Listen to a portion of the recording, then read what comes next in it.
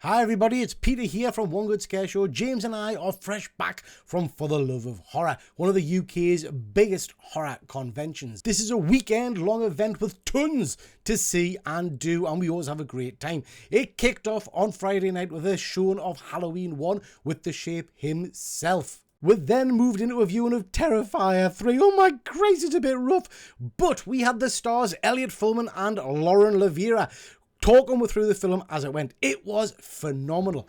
Now, the convention itself, as you can see, is bloody huge. The centre has got plenty of space and there is more than enough for you to do and get involved with. We've got a big area for you to just chill, and then there's a big area with all kinds of stalls and bits and bobs. We're going to get to that in a bit. Lots of interesting stalls for you to take a look at and loads of people in cosplay. But I think for me, ladies and gents, probably the biggest pull of this, it's hard, probably the biggest pull of this convention is some of the props and things you can have a look at. I loved this aliens display. Ghoulies, God, I love ghoul. That sounds wrong.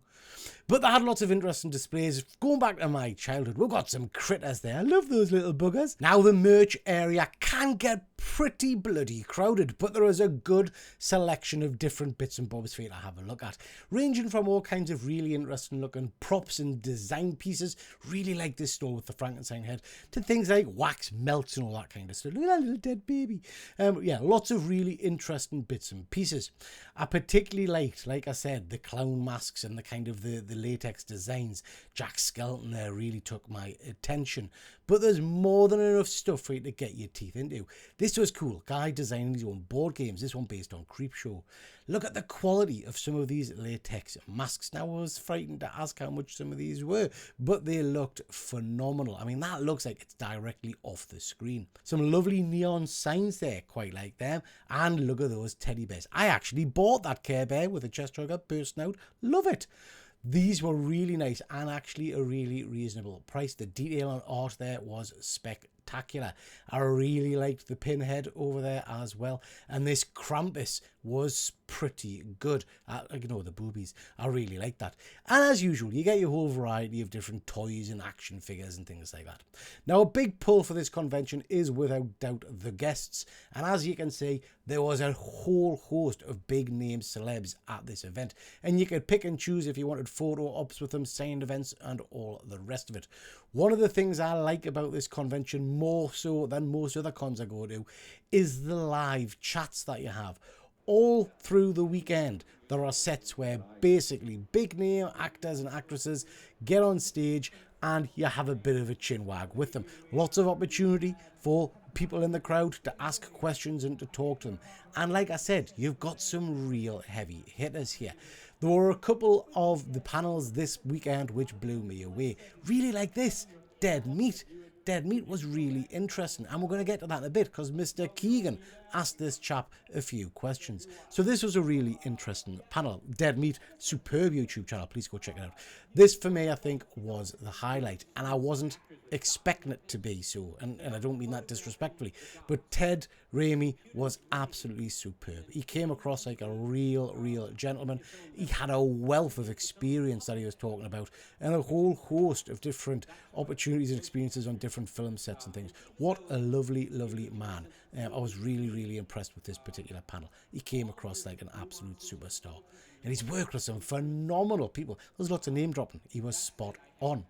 This was nice. Harking back to a bit of my childhood. Devon was really cool. Again, one of my favourites from the Final Destination series. I enjoyed that one a lot. And also, this chap, C. Thomas, what a lovely man. Doing some great work there, trying to promote and encourage literacy in American schools. Just superb. So yeah, probably one of the highlights though was this big panel here for Terrifier 2, again with two of the main actors who we saw the night before at the film screening. Just stunning.